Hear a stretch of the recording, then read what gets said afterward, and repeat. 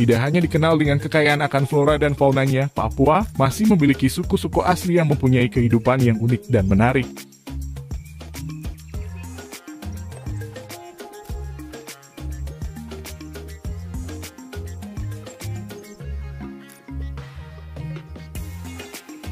Di sebelah selatan Papua terdapat daerah yang diapit oleh dua sungai besar dan gunung-gunung dari sisi utara, yakni suku pedalaman asli Papua yang dikenal dengan sebutan suku Korowai. Korowai adalah suku yang keberadaannya baru saja ditemukan, sekitar 35 tahun lalu di pedalaman Papua oleh misionaris Belanda Johannes Voldhuizen. Suku ini mendiami wilayah Kaibar, Kabupaten Mapi, Papua. Populasi mereka saat ini mencapai sekitar 3.000 orang. Salah satu keunikan dari suku ini selain tidak menggunakan koteka, suku Korowai hidup dan tinggal di atas pohon yang tinggi.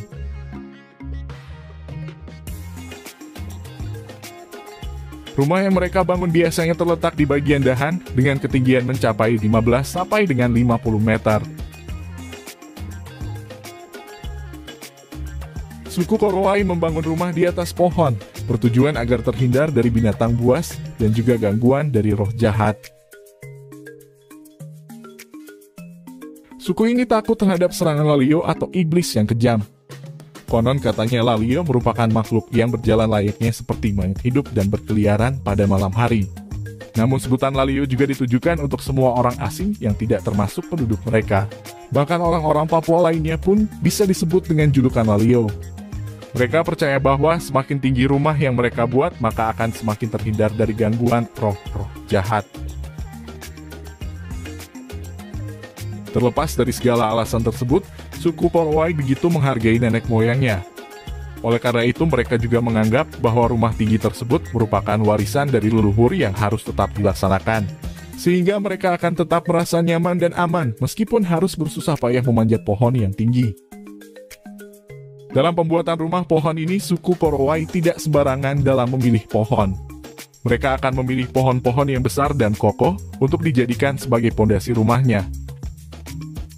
Kemudian pucuk pohon tersebut digunduli dan dijadikan sebagai hunian rumah mereka. Semua bahan yang digunakan untuk pembuatan rumah tinggi ini terbuat dari bahan alami. Kerangka rumahnya pun terbuat dari batang-batang kayu kecil, sedangkan lantainya menggunakan cabang pohon. Kemudian mereka memanfaatkan kulit pohon sagu dan daun hutan sebagai dinding dan atap rumahnya. Setelah itu semua bahan tersebut diikat menggunakan tali yang berasal dari ranting atau akar yang kuat. Biasanya pembuatan rumah pohon ini bisa memakan waktu sekitar 7 hari, karena suku ini masih memegang teguh adat istiadat leluhurnya. Sehingga sebelum mendirikan rumah tersebut, suku Korowai akan melakukan ritual malam terlebih dahulu guna mengusir roh jahat.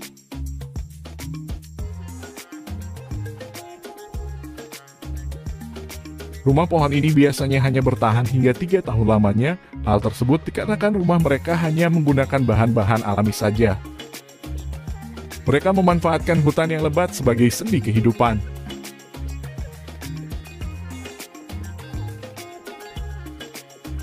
Orang-orang Korowai menempati kawasan hutan sekitar 150 km dari Laut Arafura.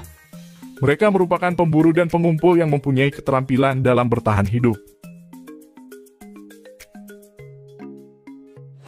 Sampai sekitar tahun 1975, Korowai hanya mengenal satu sama lain di antara mereka dan hampir tidak mempunyai kontak dengan dunia luar.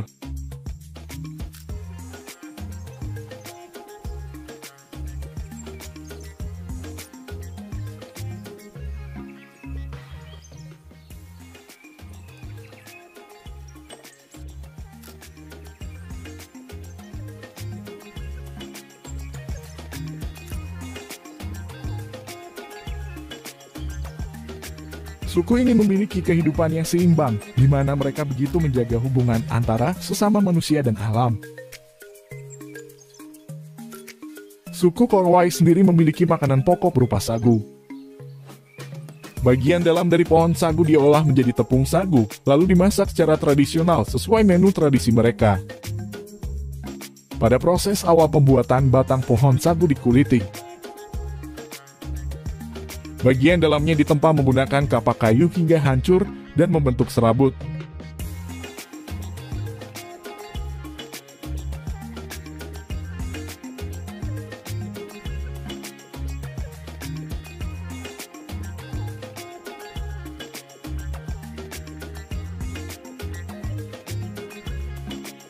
Lalu serabut batang sagu dicampur dengan air dan diperas layaknya membuat santan.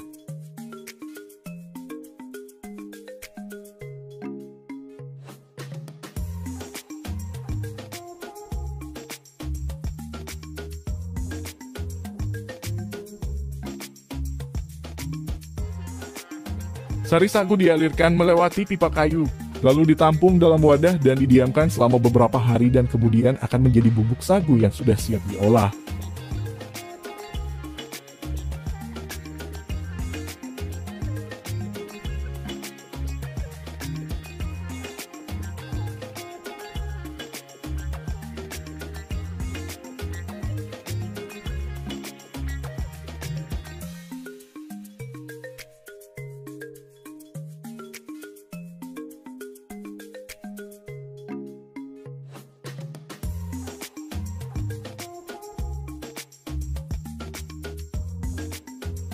Berbeda dengan papeda yang sama-sama terbuat dari sagu, suku Korowai menyantap sagu mereka dengan balutan daun sagu.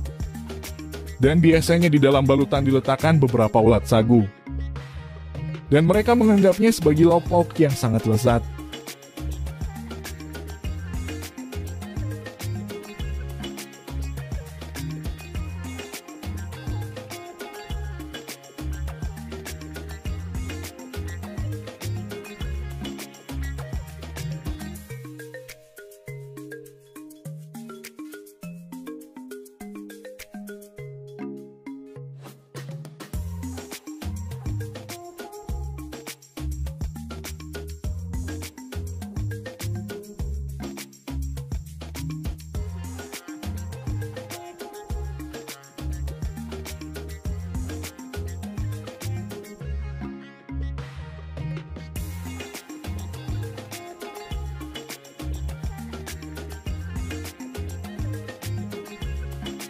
Selain akses makanan yang terbatas, suku Korowai juga tidak mengetahui pengobatan medis modern.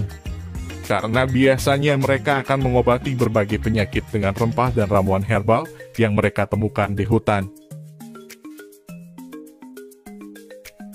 Suku ini sangat menyadari hal baik dan jahat. Hal itu dikarenakan penduduk sekitarnya mengerti dan memahami keseimbangan alam, kesehatan, seksualitas, dan pengetahuan dunia roh. Penduduk setempat percaya alam semesta dipenuhi dengan makhluk spiritual, roh-roh halus yang berbahaya. Dalam suku tersebut, jika terdapat sosok wanita tua yang memahami dan memiliki pengetahuan spiritualitas, maka dianggap sebagai tokoh yang dihormati dan disegani.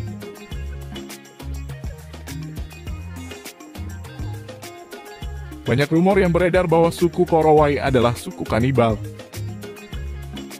Pasalnya, rumor tersebut sudah melekat sebagai salah satu tradisi yang menarik untuk diteliti oleh para ahli, namun sedikit menakutkan untuk dikunjungi. Namun setelah berhasil mengunjunginya, ternyata rumor itu tidak benar, sebab penduduk suku Korowai tidak mengonsumsi daging manusia. Hanya saja bila terdapat penduduk yang menggunakan ilmu sihir yang disebut dengan kuah-kuah, maka mendapat ritual memakan daging manusia. Dan hal itu sebenarnya tidak benar dan harus dimusnahkan sebab melanggar aturan hukum adat suku Korowai. Mereka sangat menjunjung tinggi nilai-nilai kesetaraan dalam menjalin hubungan antar sesama manusia.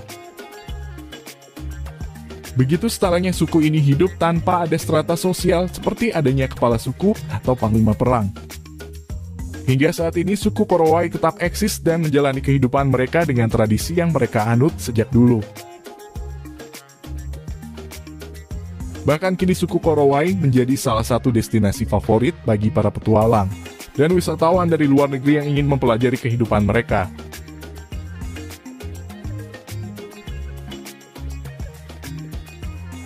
Demikian kami sampaikan sekilas tentang kehidupan suku Korowai di pedalaman Papua.